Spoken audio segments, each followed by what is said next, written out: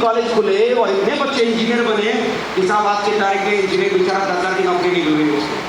फिर दोहराया एमबीए करेंगे, MBA MBA MBA MBA MBA MBA, इतने एमबीए कॉलेज खुले, इतने बच्चों ने एमबीए किए कि आज के तारीख में 10 साल में बेचारे एमबीए वाले नौकरी करते।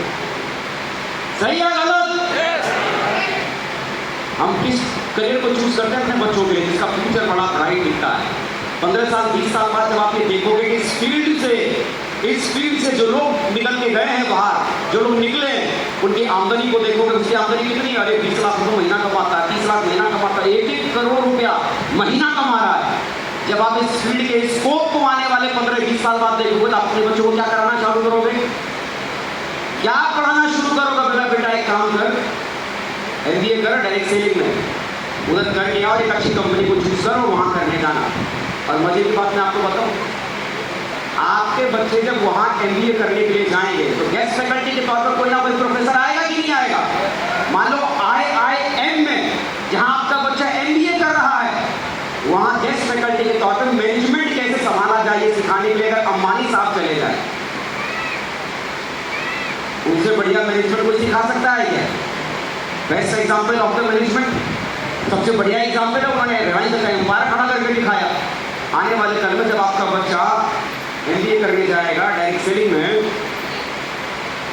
और गर्मी की छुट्टी में आपका बच्चा जब घर आएगा ना तो पता आपको आपसे क्या बोलेगा, बहुत बढ़िया क्लास चली थी।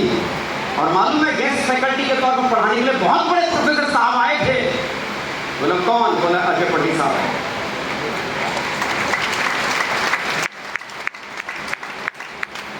अरे वो शिक्षक वाला? बोला हाँ। बोले हमको भी उसने 20 साल पहले पढ़ाया था। तो उसमें आपका बच्चा क्या बोलेगा, बापू अकल में पत्थर पड़ लेते, जब पढ़ाया था तो कर लेते, अगर 20 साल से करते रहते तो कम से कम 20-25 लाख का नेटवर्क तो बना लेते। अरे मुझे सिर्फ एमबीए करके उधर निकलना था और आपने जो साम्राज्य खड़ा किया है मुझे उसी को संभाल लेना था। और आप देखो आपकी नासमझी की वजह से मैं डिग्री लेके आऊंगा, फिर 20 साल खटूंगा, तब जाकर उतना बड़ा साम्राज्य बनाऊंगा।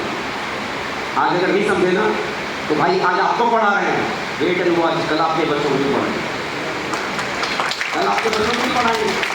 गेस्ट फैकल्टी पे है ना, पंडित यही लोग आएंगे, अमरेंद्र कुमार करना आएंगे, प्रोफेसर साहब as a guest faculty, real knowledge के साथ, बहुत बड़ा एम्पायर बनाने के साथ।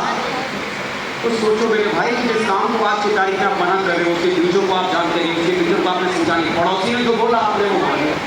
फ्यूचर है या नहीं डायरेक्ट सेलिंग का? एक वीडियो में और सुना, माय फ्रेंड्स, तो बहुत सारे लोग, ये भाई साहब को सुनो, ये भाई साहब ने पीएचडी की है, क्या किया है? और पता है किस सब्जेक्ट से किया पीएचडी, किस टॉपिक पे किया पीएचडी? डायरेक्ट सेलिंग में की है। सुनो ये क्या कहते हैं। हाय फ्रेंड्स, तो बहुत सारे लोग बोलते हैं कि नेटवर्क मार्केटिंग में मिथ है, क्या नेटवर्क मार्केटिंग में फ्रॉड हो सकता है, कंपनी भाग जाती है यार, कंपनी हर जगह बात करती है। लेकिन मैं आपको एक चीज़ दावे से बोल सकता हूँ, ये आज रिलीज हुई है और मेरा टॉपिक आप देख सकते हैं, doctor of philosophy law, network marketing laws in India. तो फ्रेंड्स, नेटवर्क मार्केटिंग का भविष्य बहुत अच्छा है, इंडस्ट्री बहुत ग्रो करेगी। आप उसे अच्छी कंपनी का चुनाव करते हुए 5 साल मिनिमम जम के उसमें अगर आप काम करेंगे एक ही प्रोजेक्ट में, सही गाइडेंस के अंदर, तो डेफिनेटली आपको बहुत अच्छा फ्यूचर उसमें मिलेगा। अगर आप जॉब में हैं, आप बिजनेस में हैं, या फिर आप अभी करंटली स्टूडेंट हैं और एक अच्छा करियर ढूंढ रहे हैं, तो नेटवर्क मार्केटिंग इंडस्ट्री बिना किसी रिस्क के बहुत बड़ा एक आपको प्रोजेक्ट मिल सकता है जिससे आप अपना करियर बना सकते हैं।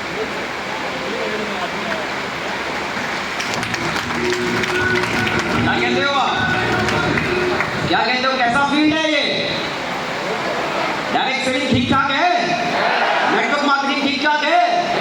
अरे मेरे यार, वो जमाने चले गए जहाँ पर लोग बोलते थे कि नेटवर्क मार्केटिंग कंपनियां भाग जाती हैं, क्योंकि उस समय हमारे इंडिया में बहुत स्ट्रॉन्ग रूल और रेगुलेशन नहीं थे। आज की तारीख बहुत रूल और रेगुलेशन स्ट्रॉन्ग है। Ministry of consumer affair direct selling को संभाल रही है और बहुत जल्दी एक अलग से कमांडिंग बॉडी डायरेक्ट सेलिंग को संभालने वाली बनने जा रही है, बहुत जल्दी।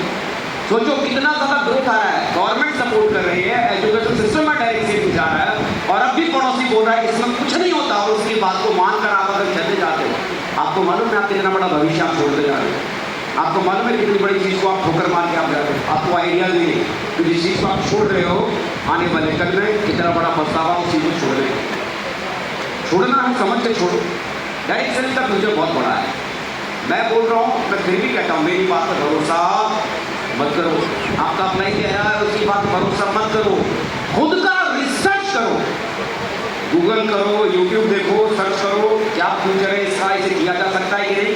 जब आप खुद का रिसर्च वर्क करोगे ना, जब खुद खंगालना शुरू करोगे ना, तो जो विश्वास है डायरेक्ट सेलिंग के ऊपर, जो भरोसा है नेटवर्क मार्केटिंग के ऊपर, वो अंदर से आएगा, अंदर से।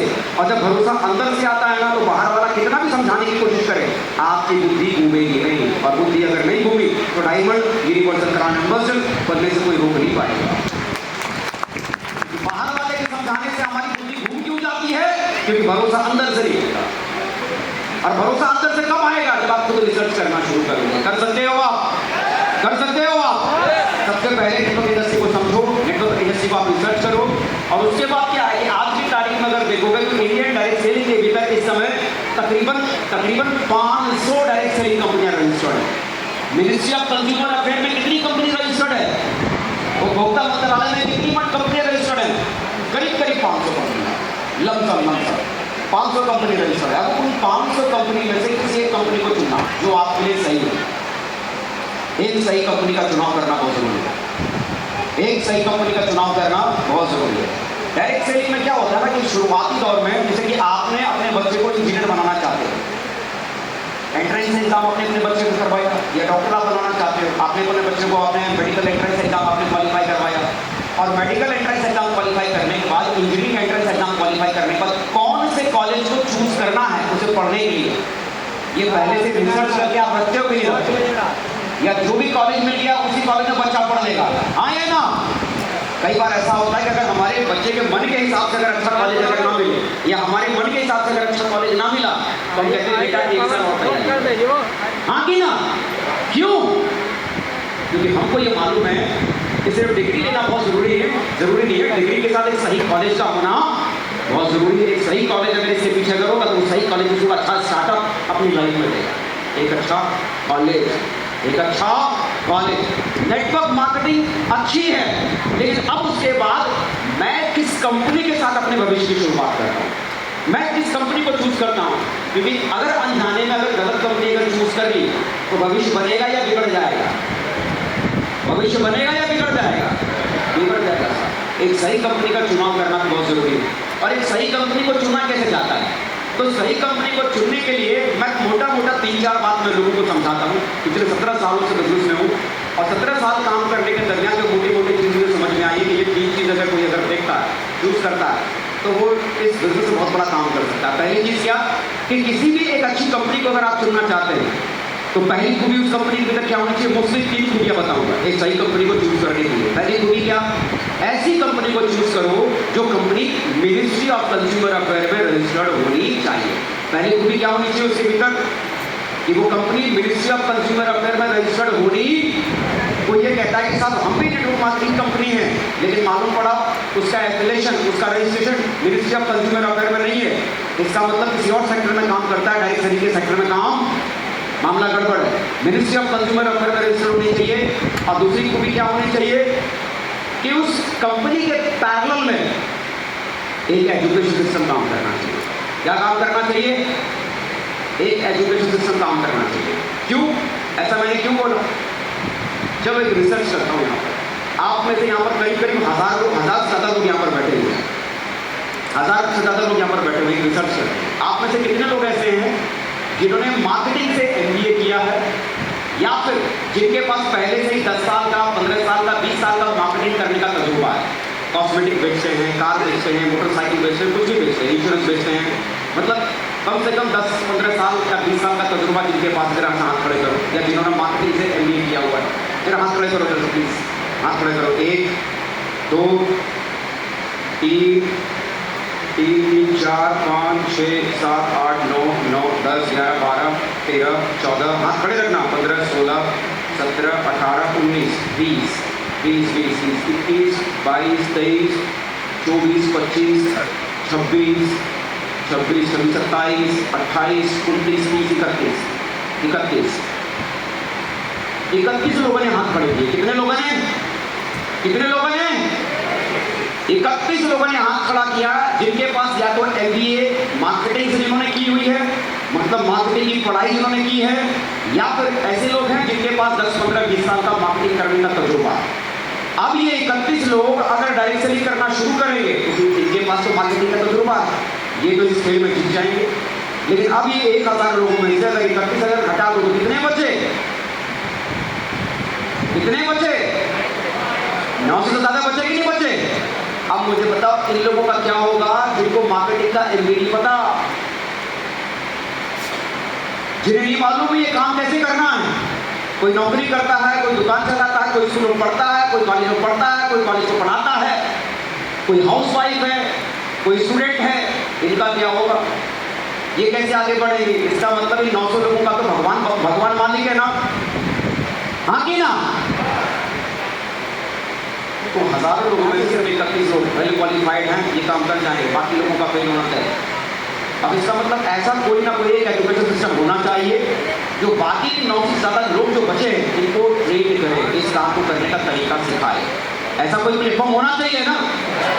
तो ऐसा अगर कोई प्लेटफॉर्म है जो ये लोगों को सिखाता है ये काम कैसे करना है, इसे आप कैसे करोगे, इसे करने के लिए क्या क्या चीज़ों का ध्यान रखना है, सेल्स करने की पूरी स्ट्रैटेजी सिखाता है, मार्केटिंग करने की पूरी स्ट्रैटेजी सिखाता है, अगर ऐसा कोई सपोर्टिंग सिस्टम अगर किसी कंपनी के साथ है तो वहाँ काम करने वाले ज़्यादातर लोग कामयाब होंगे, ज़्यादातर लोग कामयाब होंगे। दूसरी खूबी क्या होनी चाहिए?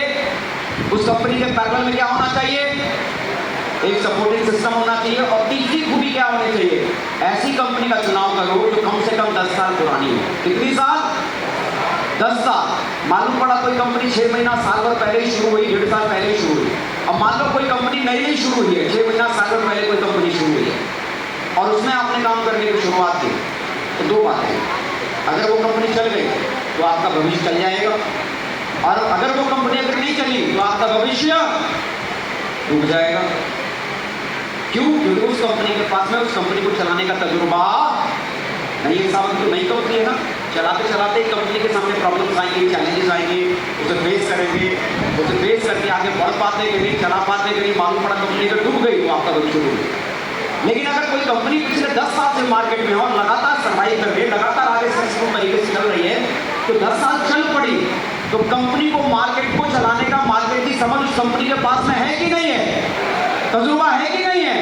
मार्केटिंग स्ट्रेटेजी मालूम है, कंपटीशन पता है, सारी चीज़ों को मालूम है। 10 साल में कंपनी चल गई, इसका मतलब कंपनी आगे भी चल जाए। ऐसी कंपनी का शुरुआत करोगे आपका फ्यूचर से, ये 3 चीज़ें जरूर देखना। और ये 3 खूबियाँ किसी भी कंपनी में अगर आपको मिल जाती है, 500 डायरेक्ट सेलिंग कंपनियाँ आपकी तारीफ में इंडिया, किसी भी कंपनी को चूज कर लेना। और किसी भी कंपनी को चूज करने के बाद मेरी एक अंत में एक राय अलग से मांगो, आँख बंद करके उसी कंपनी में एक ही जगह रुककर 7-8 साल डट के मेहनत कर लेना, उस कंपनी में सफल होने से आपको कोई रोक नहीं। 7-8 साल उसी कंपनी को कर लेना। ऐसा नहीं होता सर कि किसी भी कंपनी में जाकर आपका भविष्य अपने आप हो जाएगा। किसी भी कंपनी में जाने के बाद आपको हर कंपनी में जाकर मेहनत करना ही पड़ेगा, हाँ कि ना? मेहनत करना ही पड़ेगा। मान लो आपने इस कॉलेज से इंजीनियरिंग में आपने एडमिशन लिया, बोला नहीं इसमें मजा नहीं आ रहा, दूसरे कॉलेज में चला जाता हूँ। दूसरे कॉलेज में जाओगे तो क्या लगता है, बगैर पढ़े पास हो जाओगे क्या? वहाँ भी तो वही पढ़ना पड़ेगा, बगैर पढ़े तो वहाँ भी पास नहीं होना।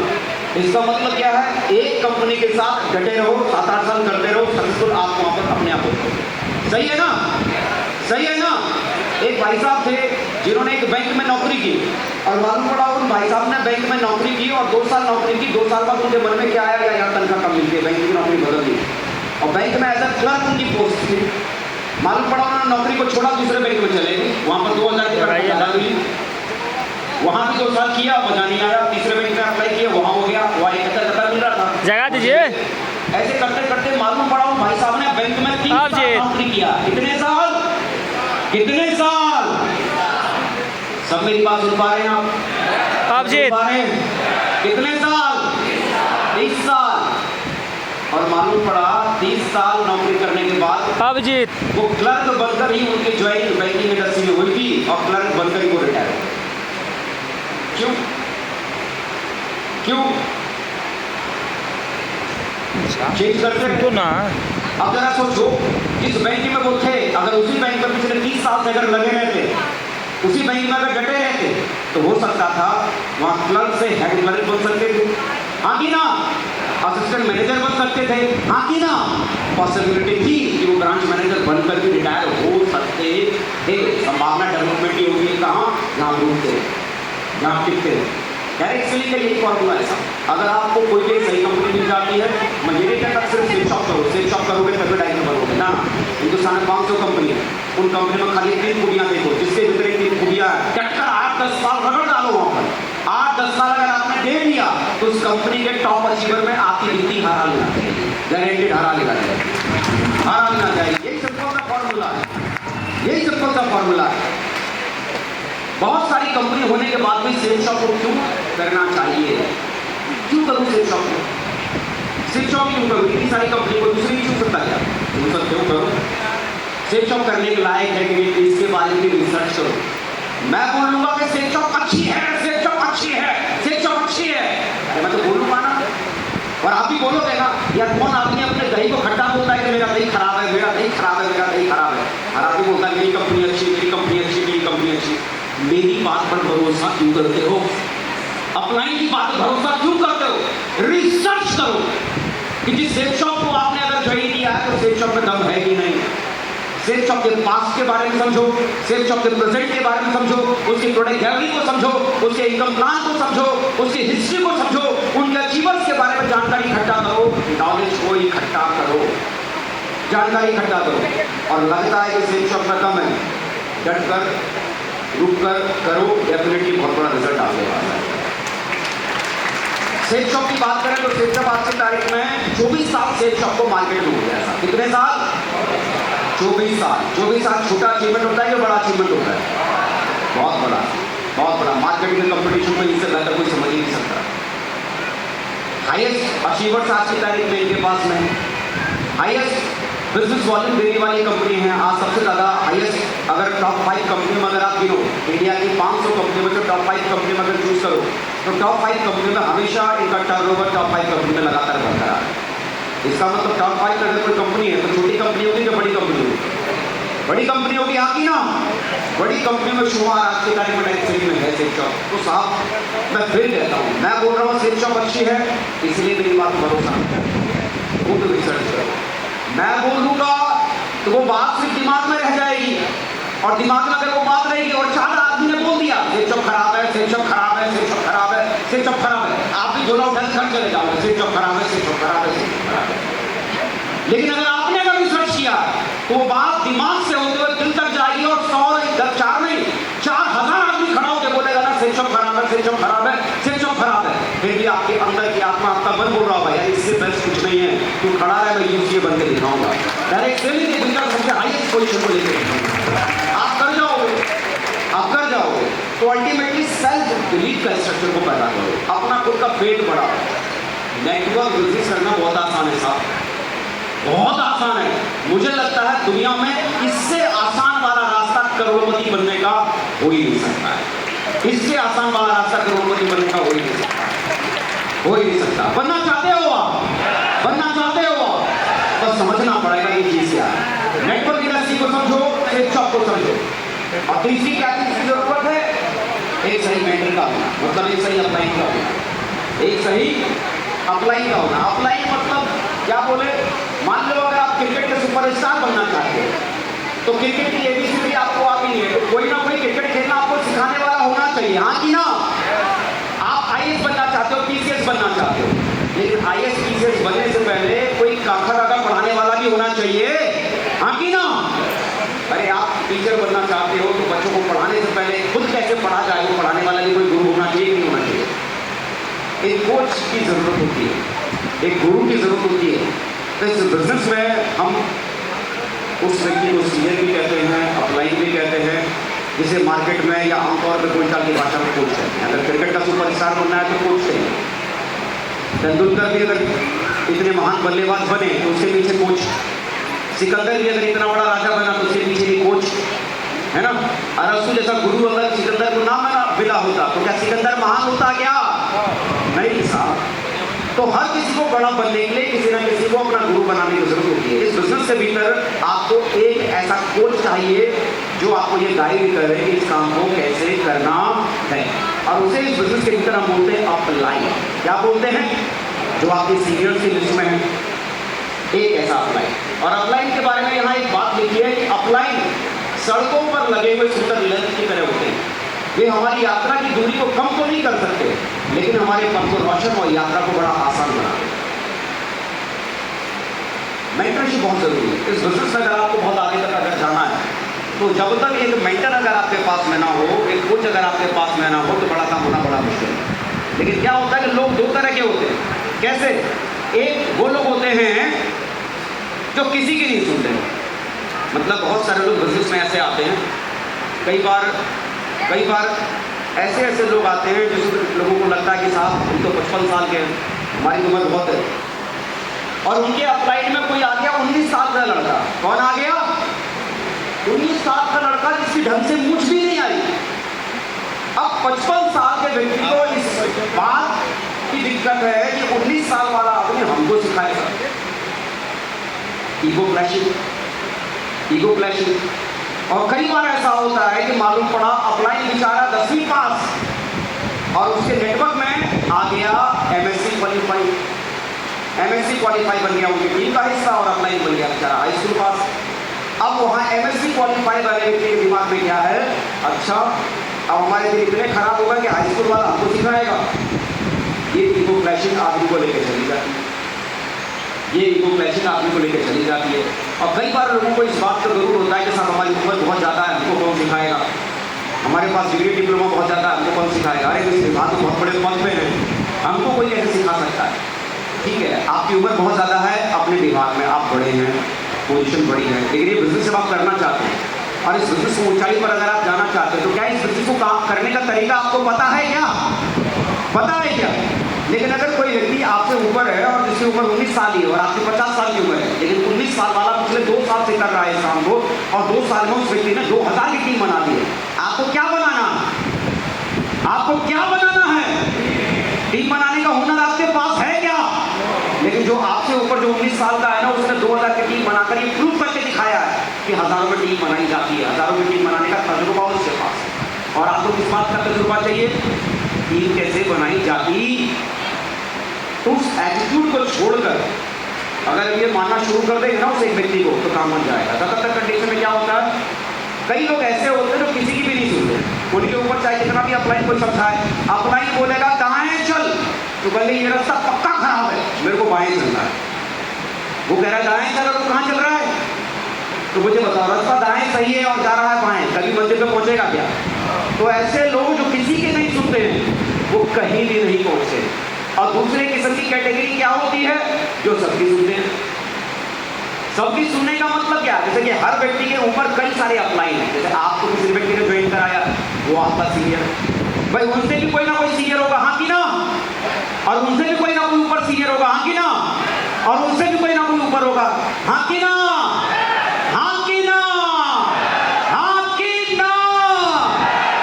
जागते रहो और पड़ोसी को जगाते रहो। सही है, चलो ताली बजाओ, खड़े हो गए। सीनियर है, फिर उनका भी सीनियर है, फिर उनका भी सीनियर है, फिर उनका भी सीनियर है। बहुत सारे आपके ऊपर सीनियर आ जाते हैं कि नहीं आ जाते?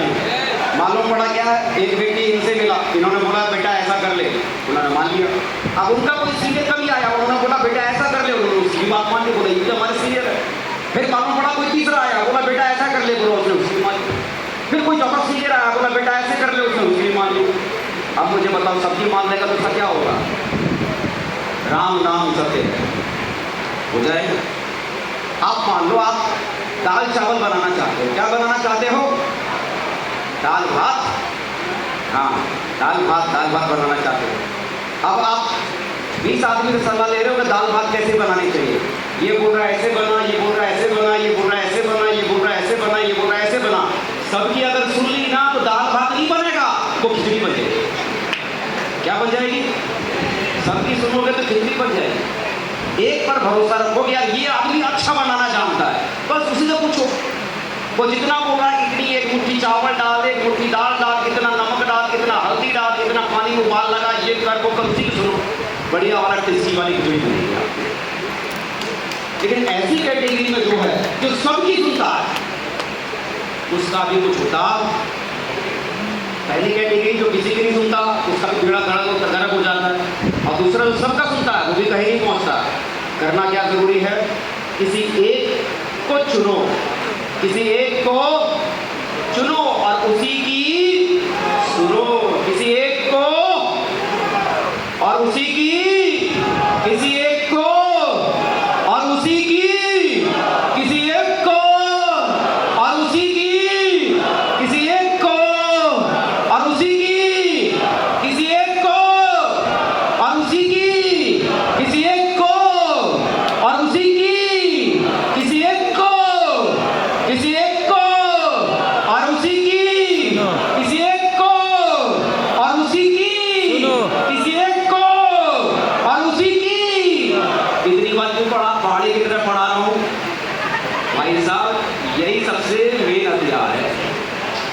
यही सबसे मेन हथियार है।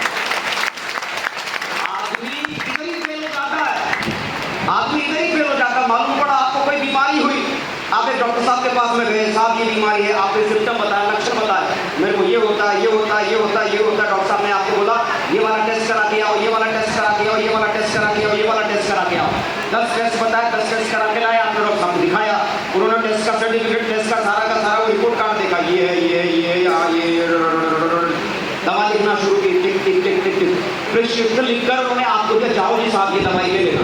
आप गए, दवा लेना आपने शुरू किया, बोला ठीक है 10 दिन बाद आना। 10 दिन बाद आप फिर मुझे डॉक्टर साहब के पास में, उन्होंने बोला अच्छा पहले पेट में गुड़गुड़ होती थी, अब भी हो रही है? नहीं, थोड़ी कम कम हो रही है। अच्छा इधर जो दर्द हो रहा था वो थोड़ा कम हुआ कि अभी भी उतना ही है? नहीं, थोड़ा थोड़ा कम हुआ। बोला और सर में जो दर्द होता था वो? बोला वो तो बराबर वही का वही है। उन्होंने सिम्टम पूछना शुरू किया, क्या क्या लक्षण है, पहले में क्या सुधार हुआ, और आपकी जो दवाइयों की जो पर्ची थी उस दवाइयों में उन्होंने कुछ चेंज करना शुरू किया। किसी की mg पावर घटाई, किसी की बढ़ाई, कुछ नए दवाइयाँ उन्होंने अडप्ट किया। बोला ठीक है जाओ दिखाओ, एक दवा लो खाओ, 15 दिन बाद फिर आना। मालूम पड़ा पर्ची लिखी, 15 दिन बाद आप गए नहीं, 15 दिन बाद आप गए नहीं, और आपको क्या लगा साला डॉक्टर पागल है, 15 दिन से मैं दवा खा रहा हूँ, मुझ पर तो असर ही नहीं हो रहा है, ये डॉक्टर खराब है। आपने 15 दिन बाद उस डॉक्टर के साथ दोबारा दिखाने की जगह डॉक्टर बदल डाला, दूसरे डॉक्टर के पास पहुंच गए। अब दूसरे डॉक्टर साहब के पास पहुंचे तो उन्होंने पता क्या किया, पता क्या किया? सबसे पहले बोला जाओ ये टेस्ट कराओ, ये टेस्ट कराओ, ये टेस्ट कराओ, वो टेस्ट कराओ, ये टेस्ट कराओ, वो टेस्ट कराओ। उन्होंने आपका इलाज वहां से शुरू नहीं किया जहां से पहले डॉक्टर साहब ने छोड़ा था। उन्होंने कहां से शुरू किया? जीरो से।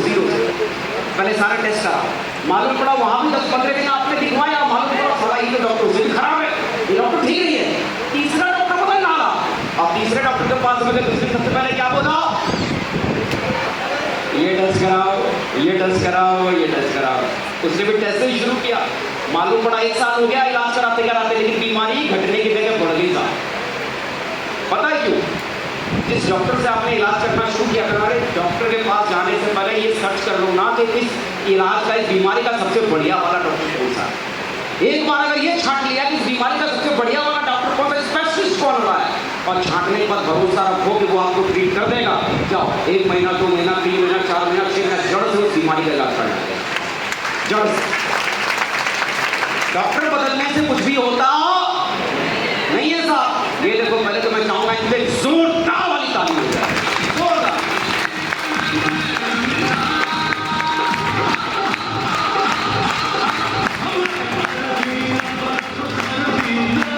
Thank you. मैं इनके लिए ताली में इसलिए बजवा रहा हूँ क्योंकि ये मेरे कोच हैं, मेरे मेंटर हैं, मेरे गुरु हैं, माननीय श्री सत्येंद्र प्रसाद। ये वो शख्स है जिन्होंने मुझे सेट शॉप बिजनेस से भीतर न केवल ज्वाइन कराया, बल्कि ज्वाइन करने के बाद सेट शॉप की ABCD सिखाई। कैसे क्या करना चाहिए, कब करना चाहिए, क्यों करना चाहिए, इसे करने से क्या होता है और इसे नहीं करने से क्या नुकसान होते हैं, वो सारी चीज़ें समझाई। जब मैं जीरो था तब भी मेरे साथ है, हीरो बन गया तब भी मेरे साथ है। मजे की बात, मैं सिल्वर बना था तब भी ये मुझे गाइड करते थे, मेरे अपलाइन थे, मेरे गुरु थे, मेरे कोच थे।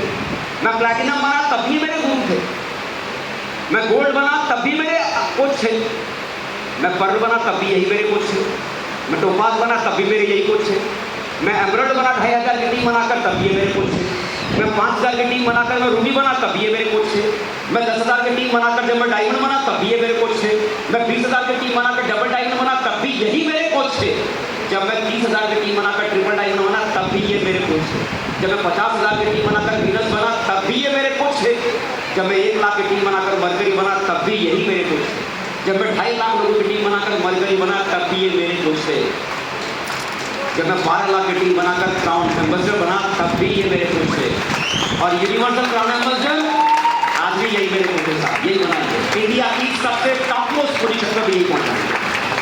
मैंने गुरु नहीं बदला, मैंने गुरु अरे एक डॉक्टर जब इलाज ठीक से कर रहा है, एक डॉक्टर को मेरी बीमारी समझने में 4 साल लग जरूर गया, लेकिन एक बार उस डॉक्टर को ये समझ में आ गया कि इसका इलाज कैसे होता है, फिर तो जड़ से वो बीमारी जाएगी ना।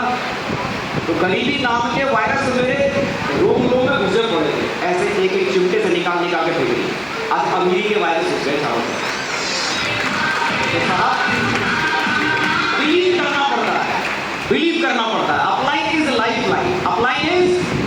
अपलाइन का साथ और उनकी गाइडलाइन ना केवल आपको डायमंड बल्कि डायरेक्ट सेलिंग के भीतर सबसे highest position universal crown ambassador की पोजीशन पर भी पहुंचा सकती है। उन पर वेट और ऊपर उनका गाइडलाइन सपने पूरे करने तो अपने अपलाइन को गुरु बना। एक को चुनो और उसकी आपका अगर आज की तारीख में कोई कोरल अपलाइन है, कोई पर्ल अपलाइन है, सुनो, भरोसा रखो उन पर, क्योंकि बगैर अपलाइन के इस खेल में आप कहीं पहुंच नहीं सकते। बगैर अपलाइन के इस खेल में कहीं पहुंच नहीं सकते। और इस खेल में आप आगे बढ़ना चाहते हो ना, एक को चुनो और उसी की सुनो। कर सकते हैं ऐसा? भाई मैंने ये किया और आप भी अगर ऐसा करते हैं तो बिजनेस के भीतर बहुत दूर जा सकते हैं। नेटवर्क इंडस्ट्री के भीतर ना दो चीजें मैं समझता हूँ बड़ा गजब काम करती है। पहला क्या है, दो चीजों में किस्मत आपका साथ देती है। दो चीजें बड़ी किस्मत से लोगों को मिलती है, एक अच्छी कंपनी और दूसरा एक अच्छा अपलाइन। ये दो चीज बहुत किस्मत से मिलती है। अगर किसी को किस्मत से अगर अच्छी कंपनी मिल गई लेकिन अच्छा अपलाइन अगर नहीं मिला, तो अच्छी कंपनी अगर है लेकिन अपलाइन अगर ठीक नहीं है तो आपको लेके कौन आगे जाएगा? तब नैया डूबनी है। और या तो अपलाइन बहुत अच्छा मिल गया लेकिन कंपनी अच्छी नहीं है, तो भाई अच्छी कंपनी बिना अच्छी कंपनी नहीं है और अपलाइन अच्छा है, तो अच्छा अपलाइन बिना अच्छी कंपनी के आपके लिए कुछ कर सकता है क्या? कुछ कर सकता है क्या? कुछ भी नहीं। ये दो चीज़ों का कॉम्बिनेशन है, एक अच्छा अपलाइन का मिलना और एक अच्छी कंपनी का मिलना, ये समझ लो डेडली कॉम्बिनेशन है। अगर ये दो चीज़ें आपके साथ अगर हो जाती है ना, ये दो चीज़ें अगर आपके साथ हो जाती है, समझ लो डायमंड तक के जाने का रास्ते का 50% आपने ऐसे ही पार कर दिया। डायमंड आप 50% ऐसे ही बन गए अगर अच्छी कंपनी और अच्छा अपलाइन मिल गया। अच्छे अपलाइन की क्या पहचान होती है, जानना चाहोगे आप? अच्छा अपलाइन जो जिसके साथ आप काम कर रहे हो वो आपका अच्छा अपलाइन है कि नहीं, जानना चाहोगे? उसकी खूबी क्या होती है? आप सुबह 5 बजे सो रहे हो, क्या कर रहे हो साहब? 5 बजे सुबह सो रहे हो और मालूम पड़ा आपकी मैडम ने या आपके बच्चे ने या आपके भांजे ने या आपके किसी अपने ने आके बोला पप्पा आपके सर आए। आप क्या कर रहे हो 5 बजे? वो आपको जबरदस्ती आप उठाता, उठ चलो प्लान देने चलना, चलो फॉलो अप करने चलना है। शाम को मालूम पड़ा ट्रेनिंग का टाइम है, मोटरसाइकिल लेके आपके दरवाजे पे खड़ा है, बोले आज जाने का मूड मिल जाएगा, कैसे भी तेरे को खा के लेके। वो आदमी जिसने आपका जीना हराम कर रखा है, क्या कर रखा है? सोने से लेके जागने से लेके सोने तक बीवी की शक्ल आपको कम और उस आदमी की शक्ल आपको ज्यादा दिखाई देती है, जिसके होने से आप तंग हो गए हो।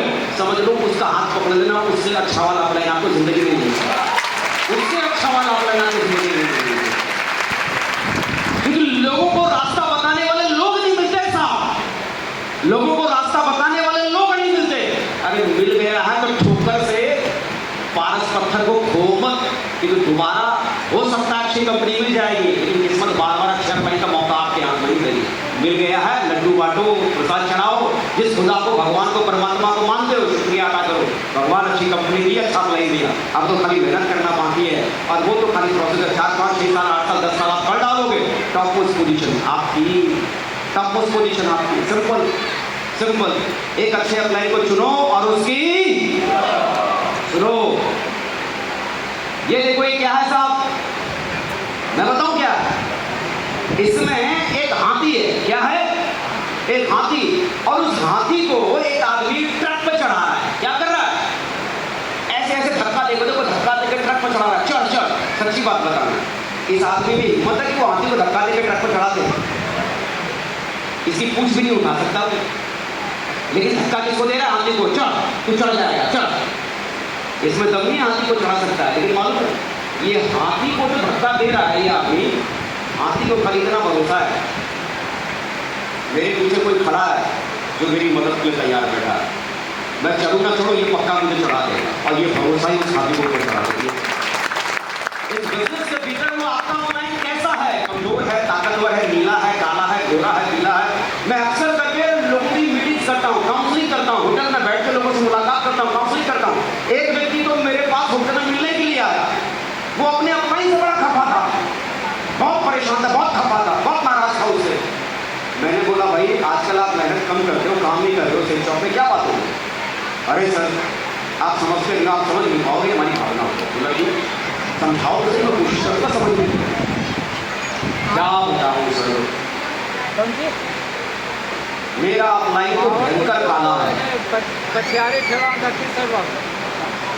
शाहरुख खान के जैसा अगर गोरा होता तो बात बनती, उसका चेहरा देखता हूँ तो बस मेरा चेहरा बुझ जाता है। गजब की बात है। उसको इस बात की परेशानी नहीं है मेरे अपलाइन का चेहरे का रंग काला है। जब हम पैदा होते हैं तो हमारे पापा का चेहरे का रंग गोरा होगा या काला, आप डिसाइड करते हो या खुदा डिसाइड करता है? आपने डिसाइड किया था या ऊपर वाले ने डिसाइड किया था? जमीन पे आने के बाद, जवान होने के बाद आपने ये बोला मैं इसको अपना बाप नहीं बोलूंगा, बोला क्यों? रंग का काला है। मैं इसको अपना बाप नहीं बोलूंगा, क्यों? बोला मैं एमएससी पास हो रही, 5वीं पास है, मतलब कैसे मैं इसको बाप बोलूं? जैसा भी वो आपका बाप है ना, कम पढ़ा लिखा, काला रंग, आपके जैसे स्मार्ट कपड़े नहीं पहनता, लेकिन वो मेरा बाप है। साला उसे खिलाफ कोई बोल नहीं सकता, घर में पड़ा हूं, वो मेरा बाप है, मेरा गरूर है। मेरे यार उन चक्करों में जब लोग फंस जाते हैं ना, जरा करा से चक्कर में, जरा करा सी बातों में, रंग गोरा नहीं है, ये कम पढ़ा लिखा है, इसका कद थोड़ा ठीक ठाक नहीं है, ये खराब वो खराब, लगे रहो नुक्स निकालने में। नुक्स निकालने में आपकी जिंदगी नहीं बदलेगी। जैसा है कबूल करो और आगे बढ़ो, आगे बढ़ोगे, लाइफ में इतना कुछ मिलेगा, सब भूल जाओगे, सब भूल जाओगे। तो अल्टीमेटली आपके पीछे जो धक्का देने वाला जो आपका अप्लाई है ना, जिस भी रूप में कबूल करो। मेरे यार जैसे आपके पास चॉइस नहीं होती अपने फादर को चुनने के लिए, आप एक्सेप्ट कर दो जो उन्होंने आपके लिए किया। आप उसकी वैल्यू कभी चुका ही नहीं सकते, दे ही नहीं सकते। उस बाप ने जो आपके